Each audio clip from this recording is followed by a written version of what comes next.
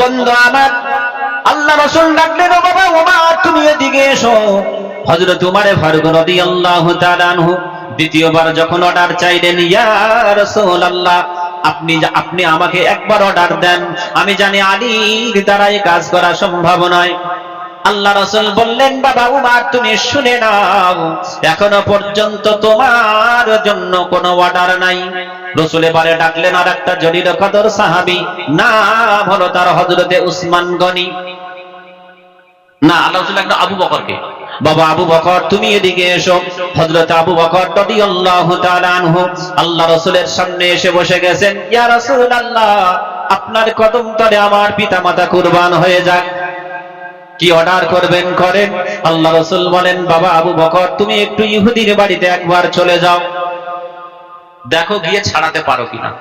তুমি বয়স্ক, তোমাকে অনেকে সম্মান করে। ঘটনা বলার উদ্দেশ্য নয়, সংক্ষেপ করে বলি। হযরত আবু বকর রাদিয়াল্লাহু তাআলা আনহু চলে গেলেন। ওরে আল্লাহর বান্দা বের হয়ে এসো। আল্লাহর বান্দা বাড়ির ভিতর থেকে বের হয়ে এসে বলে, ও আবু বকর কি ব্যাপার একবার বলেন। হযরত আবু বকর বলেন, আল্লাহর বান্দা শুনে নাও, আমার রাসূল পাঠিয়েছেন সালমানকে ছাড়ানোর জন্য। ও আবু বকর আমি বলছি তুমি একবার শুনে নাও, আমি তোমাকে বড় সম্মান করি বয়স্ক হিসাবে।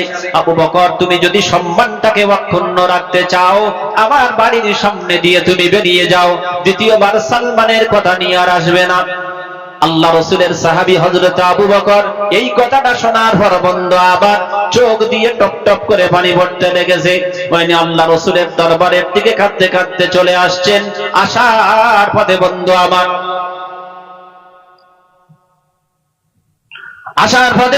আমার, একটু ইতস্তত বোধ করলেন, কারণ রাসূলের সামনে গিয়ে কি করে মুখ দেখাবো। আমি আবু বকর রাসূলের মুখটা বড় মলিন, দেখতে পারবো না। ও বন্ধু আমার, আবু বকরের মনটা বড় নরম। হযরত ওমর ফারুক বলেছিলেন, ইয়া রাসূলুল্লাহ আমি জানি আবু বকরের দ্বারা এই কাজ করা সম্ভব নয়, কারণ আবু বকর হলো সব থেকে নরম দিলের মানুষ। ওমর বলছেন, ঘুরে ঘুরে মনে হয় আমার দিকে আসবে। হযরত আবু বকর কাঁদতে কাঁদতে রাসূলের দরবারে চলে এলেন। আসার পর বলছেন, ইয়া রাসূলুল্লাহ আমি আবু বকর শত চেষ্টা করার পরেও আপনার সাহাবী সালমানকে ছাড়াতে পারলাম না। ওমর মনে মনে ভাবছেন, এইবার মনে হয় আমার দিকে অর্ডারটা চলে আসবে। ওমর ফারুক চুপ করে আছেন। আল্লাহ রাসূলের মনটা খারাপ, মাথা হেঁট করে আছেন। ওমর ফারুক সহ্য করতে পারেন না, উনি আবার তৃতীয়বারের জন্য উঠে দাঁড়ালেন।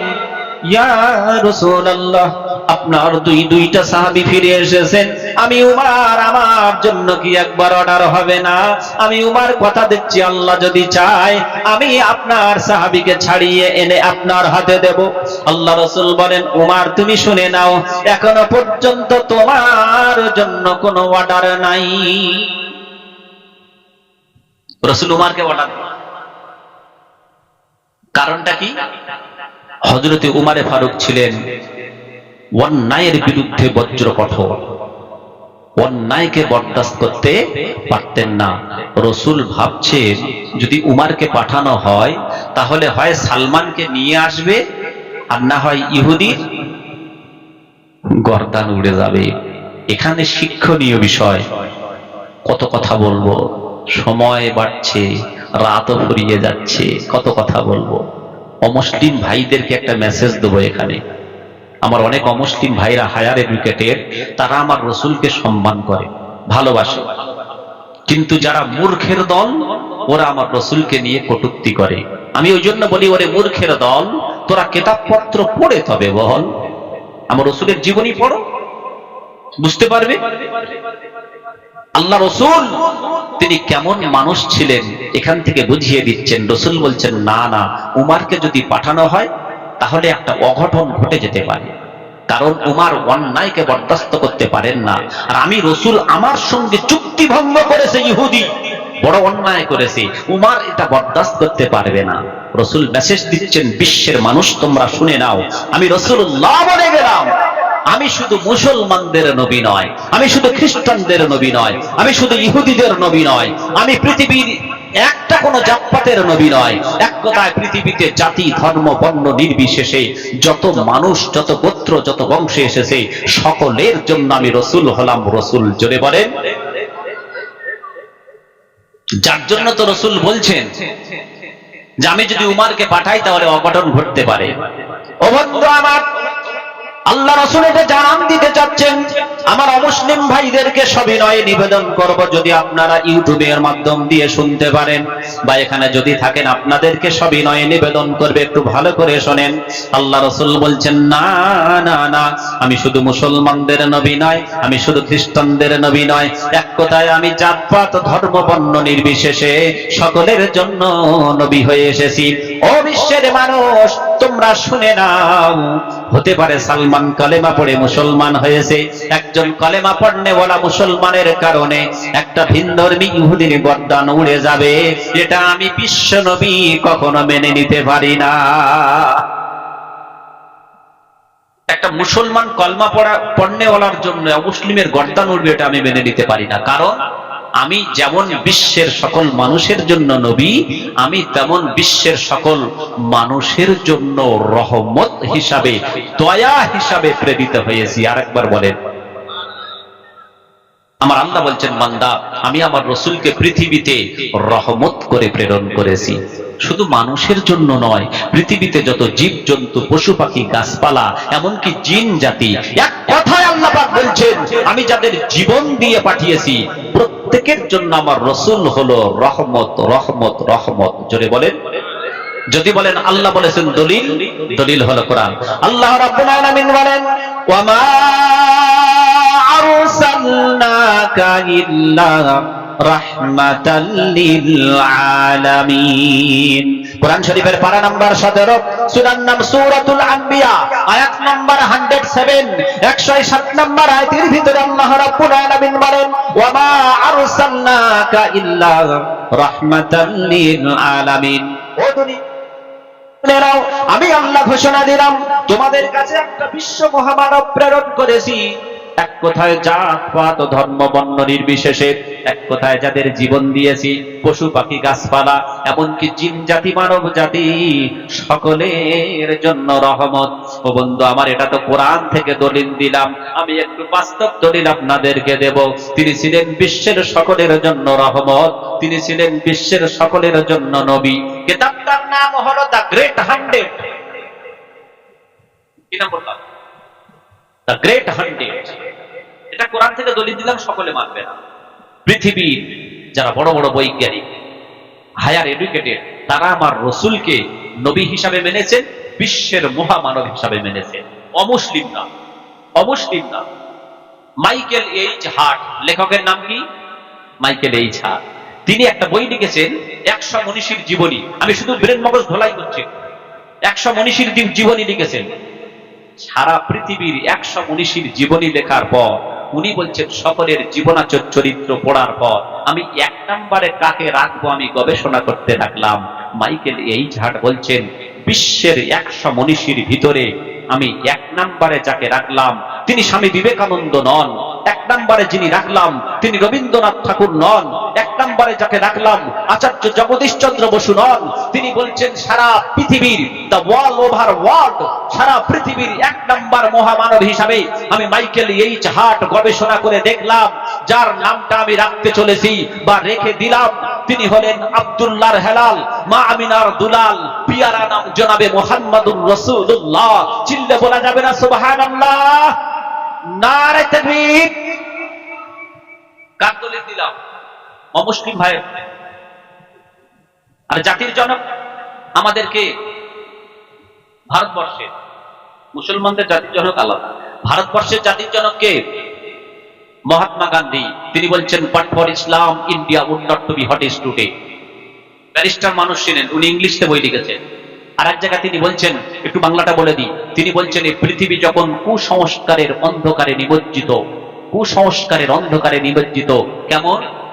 যে সময়ে মায়ে বেটা পার্থক্য ছিল না, যে সময়ে ভাই বোনে পার্থক্য ছিল না, বললে যেটা বোঝা যাচ্ছে সেটা সব খুলে বলতে পারবো না। প্রিয় বন্ধু, এইরকম একটা কুসংস্কারে আচ্ছন্ন সারা পৃথিবী, জাতির জনক মহাত্মা গান্ধী বলছেন, তখন পশ্চিমের আকাশে উদিত হয়েছিল একখানি চাঁদ।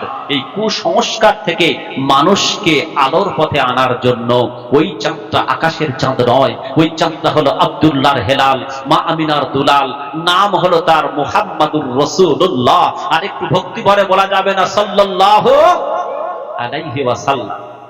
কে বলছেন? মহাত্মা গান্ধী। এরপরে আমার রসুলকে নিয়ে যারা খারাপ কথা বলে কষ্ট লাগে। যাক, আমার এক একটা সাবজেক্ট আলাদা। আমি রাখছিলাম কি, রসুলের আদর্শ মেনে নেব ইনশাল্লাহ। আল্লাহ রসুল উমারকে পাঠাচ্ছেন না, কারণ উমারকে পাঠালে কোনো অঘটন ঘটতে পারে। আল্লাহ রসুল আবার আর একটা সাহাবীকে ডাকলেন, ও বাবা উসমান, তুমি এদিকে এসো। হযরতে উসমান গনি রাদিয়াল্লাহু তাআলা আনহু, উনি আল্লাহ রসুলের সামনে এসে নামাজের হালতে বসে গেছেন। লাব্বাইক ইয়া রাসূলুল্লাহ, আপনার কদম তলে আমার পিতামাতা কুরবান হয়ে যাক, আপনি কি অর্ডার করবেন করেন। আল্লাহ রসুল বলেন, ও বাবা উসমান, তুমি শুনে নাও, আল্লাহ পাক তোমাকে বড় ধনী ব্যক্তি করেছেন, যার জন্য তুমি একটু টাকা পয়সা দিয়ে আল্লাহর বান্দাকে অফার ছুঁড়ে দেবে, যদি টাকা পয়সার বিনিময়ে সালমানকে ছাড়ে। এদিকে পৌরসভা না পঞ্চায়েত, টাকার অফার মারলে মোল্লা বিক্রি হয়, এদিকে টাকার অফারে মোল্লা বিক্রি হয়, হয় না? কেউ কেউ বলছেন হয় না, কেউ কেউ বলছেন হয়। ওটা বিক্রি হয় না এদিকে। যাই হোক, আমাদের ওদিকে হয়, হয় না যখন কেউ আজাদ করবো না, আল্লাহ ভালো রাখবো। ও বন্ধু আমার, আল্লাহ রসুল বলছেন, ও বাবা উসমান, তুমি শুনে নাও, কিছু টাকার অফার মেরে দেবে, যদি টাকার বিনিময়ে আমার সাহাবীকে ছাড়াতে পারো, আমি রসুল বড় খুশি হব। হযরত উসমান গনি চলে গেলেন। বন্ধু আমার, আল্লাহ রসুলের কথাটা শোনার পর আল্লাহর বান্দা ইহুদির দরবারে চলে যায়, গিয়ে বলছেন, ও আল্লাহর বান্দা, তুমি সালমানকে ছাড়ার জন্য কত টাকা নেবে একবার বলো। বলে, উসমান তুমি শুনে নাও, কত টাকা দেবে একবার বলো। হযরত উসমান গনি বলছেন, শুনে নাও, তাহলে তুমি যখন চুক্তিতে রাজি হতে চাচ্ছ, আমি উসমান ঘোষণা দিলাম, আমার স্থাবর এবং অস্থাবর যত সম্পত্তি আছে, আমি এই সালমানকে ছাড়ানোর জন্য সব তোমার হাতে তুলে দিতে রাজি আছি। জোরে বলে। ইহুদির চোখ দাঁড়িয়ে গেছে, একটা গোলামকে আজাদ করার জন্য উসমান গনি এত টাকা দেবে? তাহলে এর ভিতরে কোনো রহস্য আছে, কারণটা কি? আল্লাহর বান্দা ইহুদি বলে, ও বাবা উসমান, তুমি শুনে নাও, তোমাকে আমি কি একটা প্রশ্ন করতে পারি বলো। বলে, কি একবার প্রশ্ন করবে বলো। বলে, উসমান তুমি শোনো, তোমার মুখ্য উদ্দেশ্য কি সালমানকে ছাড়ানো, না অন্য কোনো উদ্দেশ্য আছে? হযরত উসমান গনি বলেন, ওরে আল্লাহর বান্দা শুনে নাও, আমার মুখ্য উদ্দেশ্য হলো, আমার রাসূলের মনে বড় বেদনা, আমার রাসূলের মুখটা বড় মলিন। আমি উসমান চিন্তা ভাবনা করলাম, রাসূলের মহব্বত, প্রেম, ভালোবাসা, আমি উসমান আমার টাকা পয়সা নয়, আমার জীবনের চাইতে শতগুণে বেশি। ওরে আল্লাহর বান্দা শুনে নাও, আমি উসমান ঘোষণা দিলাম, আমার রাসূলের মনে একটু সান্ত্বনা দেওয়ার জন্য, আমার রাসূলের দুঃখিত মনে, আমার রাসূলের ভারাক্রান্ত মনে একটু মুস্কি হাসি, মুক্তা ঝরা হাসি দেখার জন্য আমি রাসূল, আমি উসমান সব টাকা পয়সা দিতে রাজি আছি। সেই সঙ্গে রাসূলের হাসি যদি দেখতে পাই, তাহলে ও সালমানকে ছাড়ানো হয়ে যায়। রদ দেখা, গলা বেচা।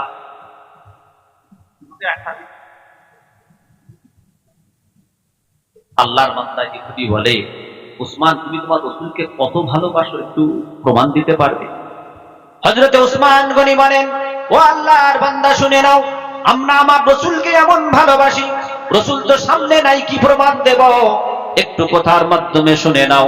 আমি উসমান গনি বলে দিলাম, শুধু আমি উসমান একা নয়, আমরা যারা একবার রাসূলের হাতে হাত রেখে কলেমা পড়েছি, আমরা যারা রাসূলের সংস্পর্শে এসেছি, আমরা রাসূলকে এমন ভালোবাসি, শুনে নাও।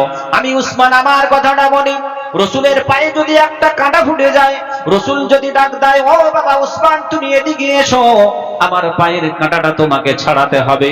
ওরে আল্লাহর বান্দা শুনে নাও, আমি উসমান ঘোষণা দিলাম রসুলের পায়ের একটা কাঁটা ছাড়ানোর জন্য আমি উসমান, আমাকে যদি জীবন দিতে হয়, আমি উসমান একবার নয়, আমি উসমান যদি শতবার জীবন পাই, আমি রসুলের কদমের একটা কাঁটা ছাড়ানোর জন্য আমি উসমান শতবার জীবন দেওয়ার জন্য রাজি আছি।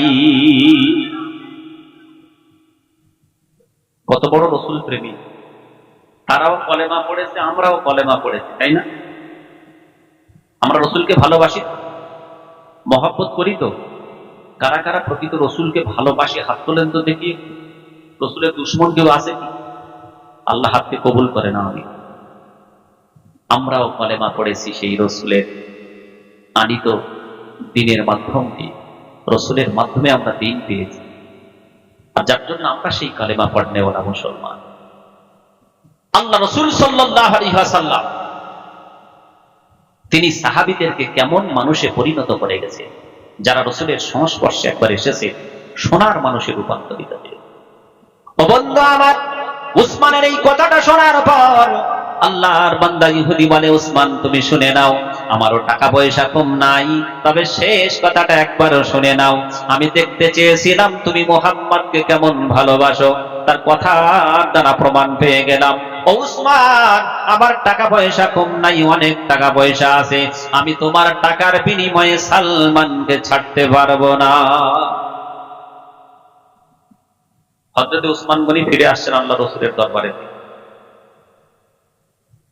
আচ্ছা বলেন তো, ইহুদিতেও অন্যায় করেছে, চুক্তি ভঙ্গ করেছে, মানে 3 দিন পরে ছেড়ে দেওয়ার কথা বলেছিল, চুক্তি ভঙ্গ করেছে মানে অন্যায় করেছে। আল্লাহ রসুল পারলে তো প্রতিশোধ নিতে পারতেন সঙ্গে সঙ্গে, কারেন্টের মতো, পারতেন না? পারতেন। সাহাবীরা যারা যাচ্ছেন এদের শক্তি কি কম ছিল? কম ছিল। কিন্তু কলেমা পড়ার কারণে তারা এক সময়ে হিংস্র মানুষ ছিল, কিন্তু কলেমা পড়ার কারণে তারা একেবারে শান্ত জান্নাতি মানুষ হয়ে গিয়েছে। আমরা সেই কলেমা পড়নেওয়ালা মুসলমান, তাই না?